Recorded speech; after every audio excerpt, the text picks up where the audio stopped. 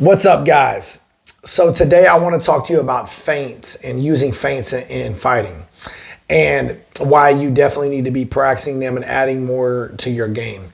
I recently saw a video of, it was just like a little 30-second clip of Tom Aspinall talking about how much he feints and how much he practices feints in his practice. And I wish I had did this earlier on. I did this towards the later end of my career, but one of my coaches in the Ultimate Fighter, Dominic Cruz, was my head coach in the Ultimate Fighter. He's one of the best feinters in the history of MMA. I mean, he's an expert at feinting. What feinting does is obviously it helps you land. It helps you. It's a setup. It's a setup to be able to connect your punches. You don't just go in swinging wildly. Very rarely you go in just swinging wildly and hit the combinations or hit a punch or a kick or land a strike cleanly against an experienced fighter. You have to set it up, and a feint can be a really good setup. Body feints, shoulder feints, foot feints, hip feints, hand feints. There's all different types of setups, and it's really just a setup to do a different strike. Maybe you fake a rear hip feint to do a lead inside leg kick. Maybe you fake a jab to throw a right hand. There's many different ways, and your coach should be able to show you some good feints, and don't overcomplicate it. You only need about maybe 5 or 6, but you need to practice these 5 or 6 every day and get like really good at them. But also, feint is a form of defense, guys. When you get good at feinting and you're constantly feinting someone, it's like you're threatening a strike. And when you are, they're on the defense and they're not being offensive.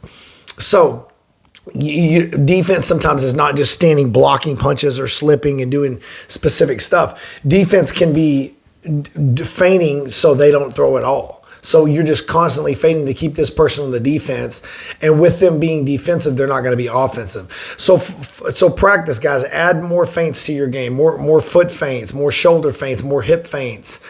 Change levels. Feint like you're going for a takedown and come upstairs. A lot of good higher level wrestlers do that. They'll level change, fake a shot, and then come up and throw an overhand or a left hook and land clean. And like probably one of the more famous examples of that would be Kevin Randleman versus Krokoff back in Pride.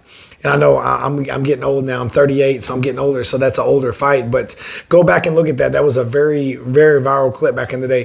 Kevin Randleman versus Mirko Krokoff. He basically fakes a takedown and comes up with a hook and knocks him out.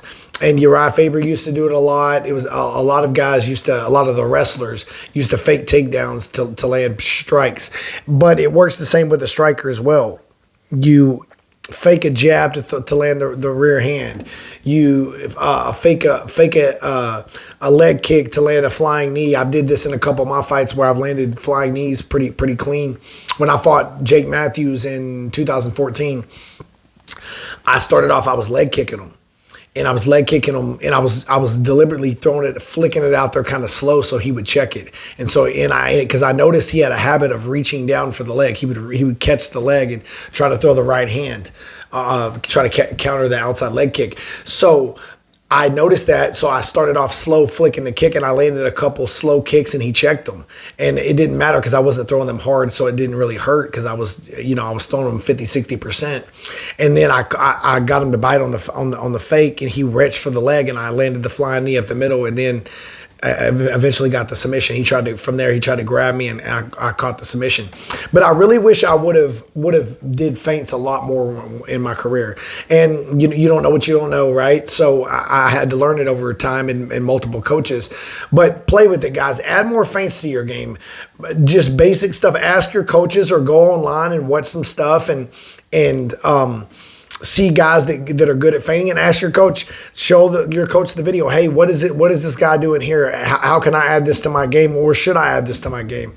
But definitely feints are very important, and the higher the level of MMA fighter, I mean, nowadays we have the highest level MMA fighter possible. The sport's constantly evolving. I mean, calf kicks didn't even exist 5, 6, 7 years ago. They were hardly existent. Right now, everybody throws them. They're a major weapon towards the sport. And feints are now as well. So you need to learn how to feint. You can't shell up and be stiff. You can't just think you're going to block everything or slip everything or roll under everything. You need to feint, and that'll help you with defense and setups for offense. So just my advice, guys. Any other subjects you'd like me to go over, just leave a comment below. And if you're new to martial arts, looking for a gym in your area, get my book, The Ultimate Guide to Choosing Your Martial Arts School Instructor. The link is in the description. Thank you, guys.